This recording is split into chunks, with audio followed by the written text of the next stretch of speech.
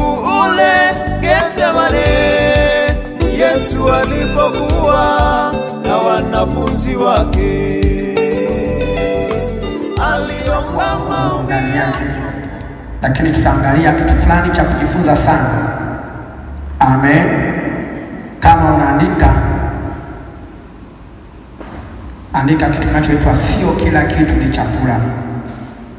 Sio kila kitu ni chakula, kingine ni mbegu. Sio kila kitu ni chakula, kingine ni mbegu.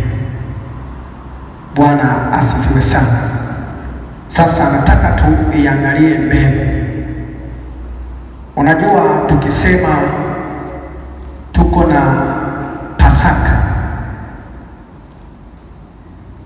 Pasaka hii mpaka sisi tunasherehekea hivi ni kwa sababu ya Mungu alipopanda mbegu. Neno linasema yafaa punje moja, amen, ianguke chini ioze ili zizaliwe nyingi. Bwana asifiwe sana. Kwa tunaposema Pasaka tunasherehekea Mungu alipanda mbegu. Amen. Hebu nisome kitabu cha Yohana Mtakatifu sura ya 3 mstari wa 16. Ni eneo tu ambalo tumezoea sana kulisoma. Mtakatifu Yohana sura ya 3 mstari wa 16. Msomaji wangu yuko wapi?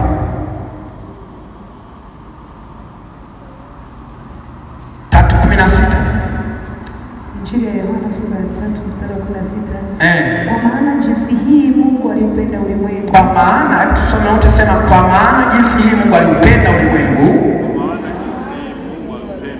Alivyoupenda hata akamtoa mwanae wa pekee, ili kila mtu amwaminie asipotee, bali awe na uzima wa milele.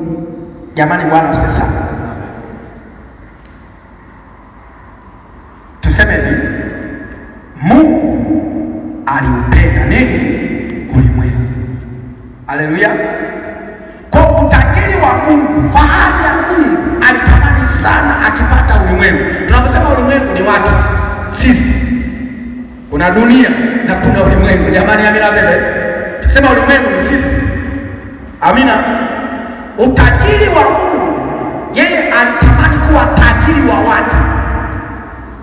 Na ndiyo maana yeye ndiyo aliyewaumba. Yaani sifa yake ni utajiri wa watu. Na ndiyo maana mahali fulani Biblia inasema hivi, Mungu anasema hivi, ni furaha mbinguni mwenye dhambi mmoja tukifanya nini? Akitubu.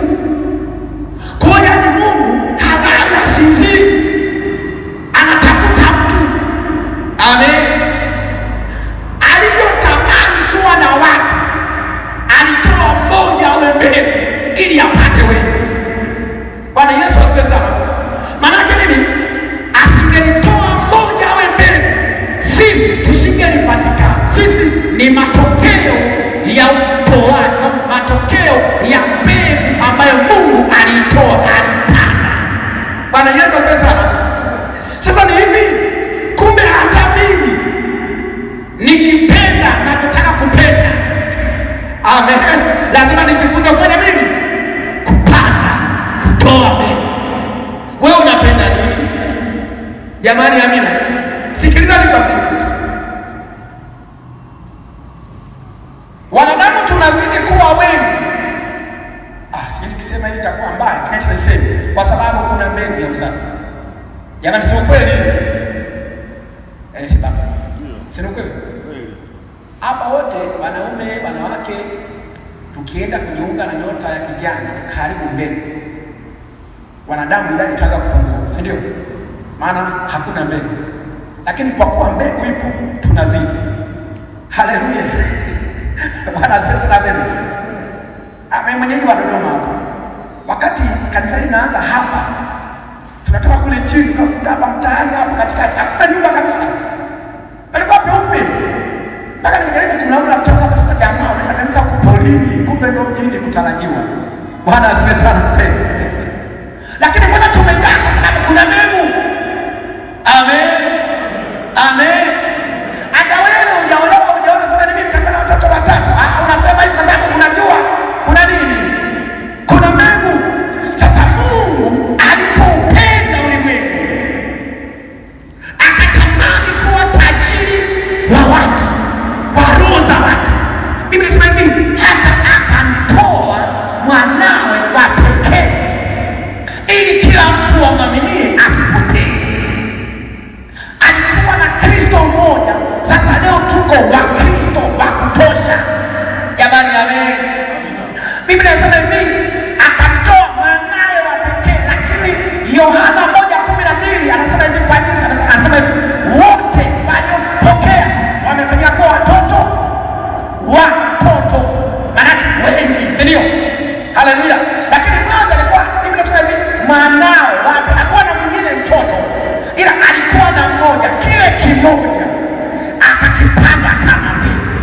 Sasa nataka kusema ni hivi, hata sisi tunapokuwa tuna vitu tunahitaji, nataka kupata hiki, nataka baraka, nataka Mungu afanye hivi, nataka mimi kujenga, nataka hivi. Je, umejua siri ya kupanda?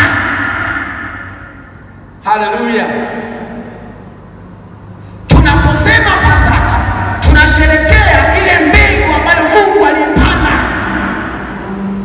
na alipoipanda kwenye shamba la ulimwengu tukavunwa wengi.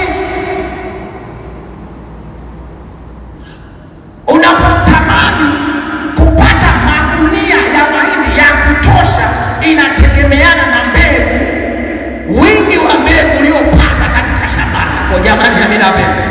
Lakini kama umepanda kidogo, utavuna sawasawa na ulichokipanda. Amen, amen, amen. Tunaposema tunasherehekea, jamani, kuna mambo mengine mengi ya kujifunza katika tukio hili tunaloadhimisha la Pasaka. Kuna mambo mengi sana ya kujifunza. Haleluya. Hii raha yote ya Pasaka, ukombozi wote tunaoshangaa kwamba tunakombolewa, ni kwa sababu Mungu alipanda mbegu. Bwana asifiwe. Na wewe na mimi tunapotaka kupata, tupande mbegu. Ukipanda mbegu utapata matokeo makubwa, kama Mungu alivyoachilia kamoja kakaharibiwa tukatokea wengi. Nisomee Wakorintho wa pili, Wakorintho wa pili sura ya 9 mstari wa 10. Kuna kitu cha ajabu sana. Haraka haraka twende. Wakorintho wa pili sura ya 9 mstari wa 10.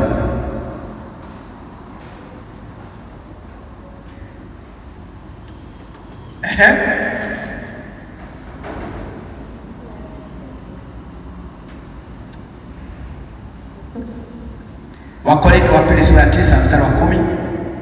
Na yeye ampaye mbegu mwenye kupanda na mkate uwe chakula, atapanda mbegu za kupanda na kuzidisha, naye atayaongeza mazao ya haki yenu, mkitajirishwa katika vitu vyote, mpate kuwa na ukarimu wote. Asante wapendwa. Bwana asifiwe. Naomba nirudie kusoma. Biblia inasema hivi, na yeye ampaye mbegu mwenye kupanda. Alafu mwandishi huyu akaweka pale kakituo kidogo. Jamani, amina. Alafu akasema hivi, na mkate ili kiwe chakula. Amen. Anasema hivi, atawapa mbegu za kupanda na kuzizidisha, naye atayaongeza mazao ya haki yenu. Mungu wetu asifiwe. Hebu jaribu kuangalia hapa, kuna kama vitu vitatu. Yeye ampaye mbegu mwenye kupanda. Amen. Akishampa mbegu, bado atampa na mkate ili kiwe chakula. Alafu neno linasema hivi, atazizidisha zile mbegu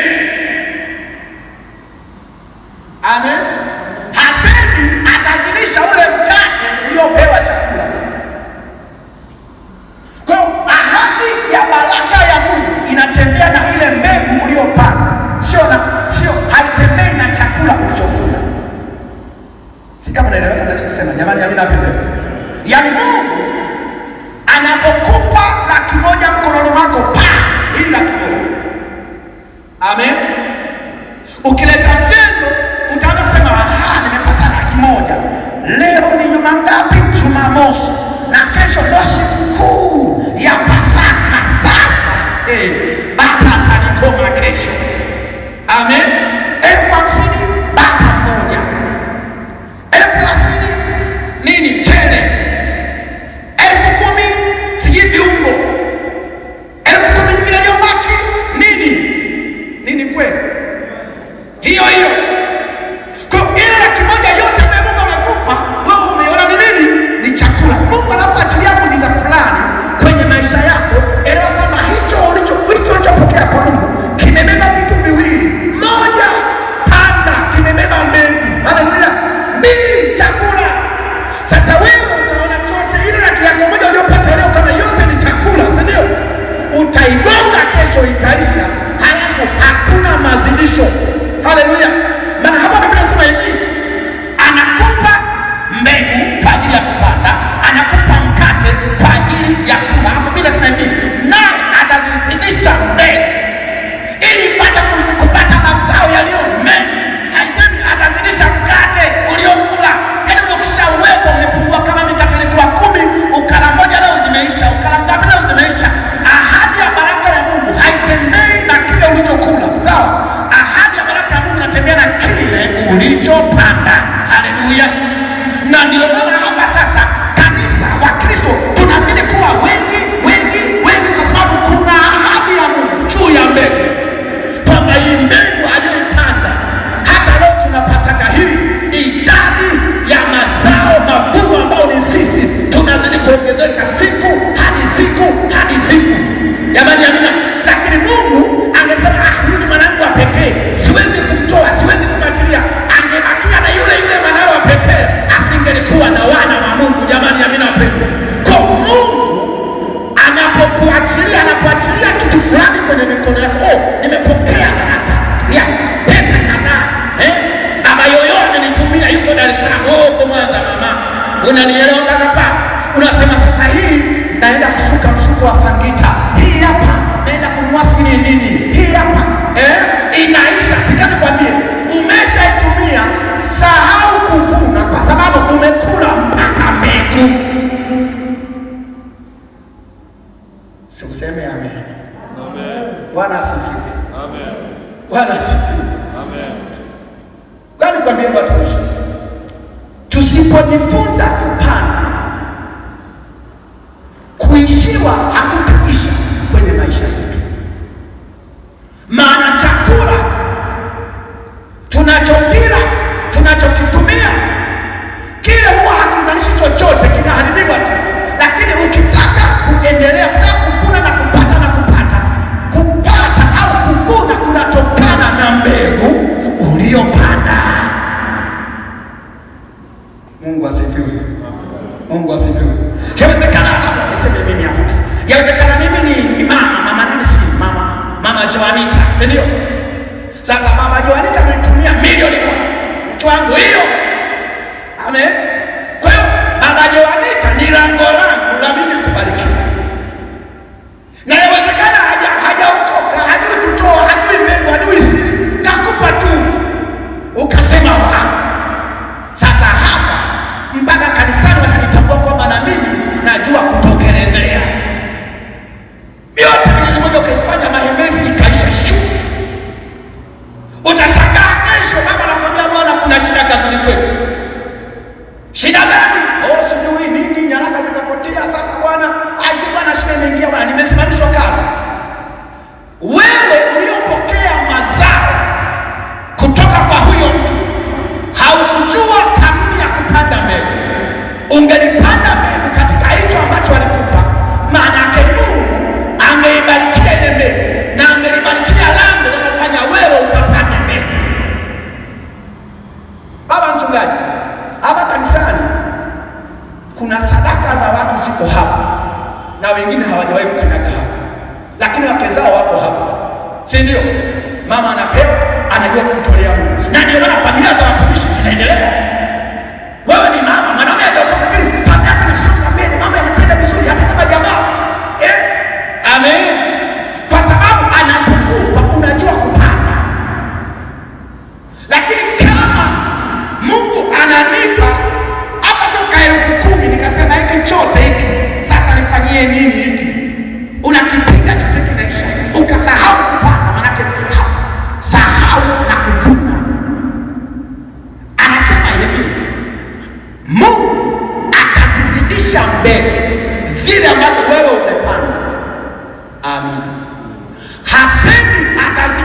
kile chakula ulichokula. Anasema naye atazidisha mbegu ili mpate kupata mazao mengi. Hebu tuangalie mfano mzuri, kitabu cha Mwanzo 25:29 mstari. Mwanzo sura 25 mstari wa 29. Someni msomaji wangu kwa haraka. 29 mpaka 34. Mwanzo 25 mstari wa 29. Twende. Mwanzo 25 mstari wa 29. Neno la Mungu linasema, Yakobo akapika chakula cha dengu. Esau akaja kutoka nyikani, naye alikuwa amechoka sana. Esau akamwambia Yakobo, tafadhali unipe hicho chakula cha dengu nile, kwa kuwa ninazimia mimi. Kwa hiyo walimwita jina lake Edomu. Yakobo akamwambia, kwanza niuzie leo haki yako ya mzaliwa wa kwanza. Esau akasema, tazama, mimi ni karibu kufa, itanifaa nini haki hii ya uzazi? Yakobo akamwambia, uniapie kwanza, naye akamwapia. Akamuuzia Yakobo haki yake ya mzaliwa wa kwanza. Yakobo akampa Esau mkate na chakula cha dengu. Asante. Naye akala akanywa. Jamani, Bwana asifiwe sana. Hebu angalia hao watoto wa Isaka, Yakobo na Esau. Sikiliza tu vizuri, tunaweza tukaelewana. Mungu wetu asifiwe. Biblia inasema hivi, Esau akatoka kwenye mashughuli yake kule, alikuwa na njaa sana, njaa ya kumfanya atake kuzimia. Kweli alikuwa na njaa ya kutosha. Amen. Biblia inasema hivi, Yakobo na pia alikuwa na njaa, na ndio maana alipika chakula ili ale. Amina. Sasa Esau anakuja kukuta mdogo wake Yakobo keshaifisha chakula chake cha dengu chekundu. Biblia inasema hivyo, anakitamani. Esau anatamani chakula cha mdogo wake yale, naye bwana mdogo aliyekipika naye anakitamani yale. Wakikila wote wawili, akiwatosha takiwa ale mtu mmoja ili ashibe. Amina. Esau anamwambia Yakobo, naomba nipe chakula chako cha dengu nile, maana nakaribia kuzimia, na ndio maana naitwa Edomu. Sasa Yakobo akaanza kufikiria, inakuweje chakula nimepika mimi na ni cha kwangu, nipe blaza ale, mimi chakula nini? Lakini sikia kwamba Yakobo ufunuo ukaja kwa haraka kwamba nikimpa ale na akiniambia kwamba ataniambia kwamba uzaliwa wako, mbaraka wa uzaliwa wake wa kwanza utakuwa kwangu, mimi naomba kitu. Kwa chakula kikiwa pale, Esau aliona kile ni chakula, lakini Yakobo akabadilisha mtazamo, akaona kile sio chakula, ila hii kile ni mbegu. Mungu asifiwe. Nirudie, chakula kiko pale katikati, bado wanajaribu tukile kwa namna gani, nile mimi niliyokipika au nimpe kaka ale, na nikimpa kwa muundo gani, kwa mikataba gani? Mdogo akaanza kuona kwa haraka kwamba hiki hapa naweza nikakigeuza kisiwe chakula, kiwe mbegu. Lakini Edomu ambaye ni Esau aliendelea kuona kile ni chakula. Biblia inasema hivi, Yakobo akachukua kile chakula akampa Esau. Kwa hiyo kile kitendo cha Yakobo kutoa chakula chake alichojipikia mwenyewe, amakie na njaa, amakie hana, amekitoa. Maana nini? Alipanda mbegu kwa kaka yake. Jamani, amina. Ukisoma sura inayofuata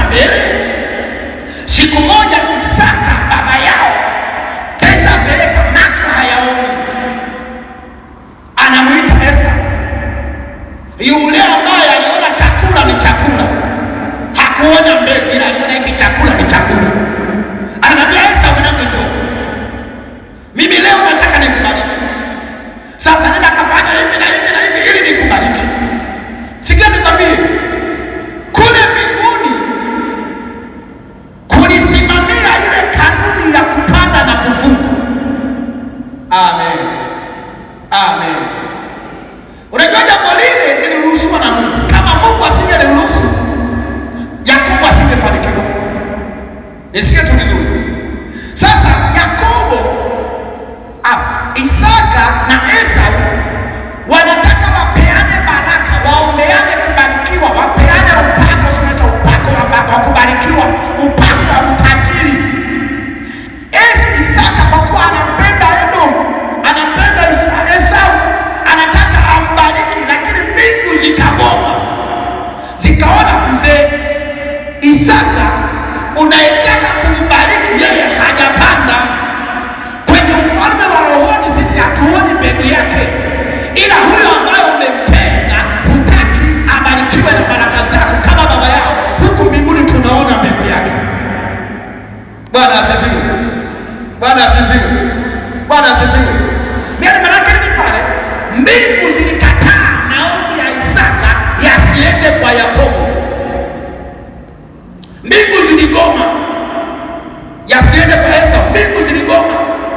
Mungu aliona kwamba Isaka anataka kumbariki mtu asiyestahili kubarikiwa. Amen. Unajua, tunapokuja kwa madhabahuni kuombewa, kutamkiwa na baba mchungaji ambaye yakitamka neno lake limekuwa lina nguvu ya uumbaji, lakini pia Mungu huwa anaangalia huyu mtu aliyesimama mbele, anataka aombewe akapate ile kazi. Amepanda nini? Nini amepanda hata akavune kazi? Nini amepanda hata akavune ile biashara? Jamani, amina wapendwa. Ndugu zangu, tunamuona Mungu alipotoa kimoja akapata vingi. Haleluya.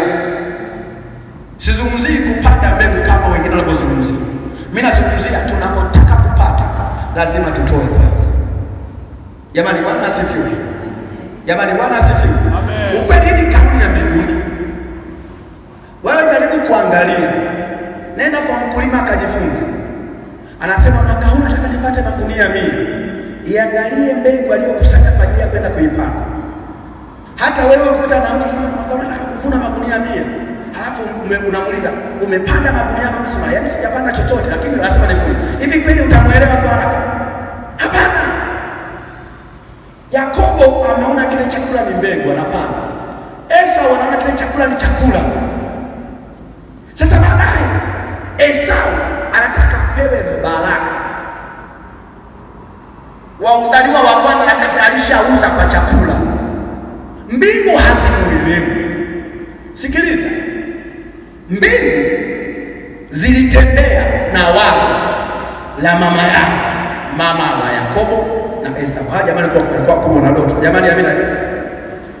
Mbingu zikagoma, tukasema hapana. Kinywa cha Isaka kikitamka baraka imekuwa. Isaka anataka kumbariki mtu ambaye hajapanda. Amen. Mbingu zikasema hapana. Hawezi kubarikiwa huyo. Maana yeye hajapanda, ila ambaye amesuswa, ametengwa kule pembeni, hataki kuja kwenye ibada ya kubarikiwa, ana mbegu na huku mbinguni tunaielewa mbegu yake. Bwana asifiwe. Na ndicho kisa cha Yakobo kusogea na Isaka, hata kubarikiwa na kupokea na kadhalika, ikawa tajiri mpaka sema jamani, nilivuka nikiwa na fimbo, lakini leo ni matuo kwa sababu ya ile mbegu aliyopanda. Sema amina. Maana nini sasa? Tunaposema Bwana ametenda maajabu, tumekombolewa, lakini tuangalie akili au hii mbinu ambayo Mungu aliitumia mpaka leo sisi nasi tunaitwa mavuno ya Pasaka. Asili ya Pasaka ni utoaji. Pastor, ni ukweli. Asingelitoa tusingepata Pasaka. Amen. Asili ya Pasaka, jambo cha Pasaka ni wazo la kutoa. Nataka nipate watu wengi, nifanyaje? Lazima nitoe kimoja. Mungu wetu asifiwe. Hata tunaposema damu ikamagika, sijui ikawa nguvu za giza zikavutwa, lakini chanzo mpaka zivutwe, mbingu zilitoa kimoja. Jamani, amina.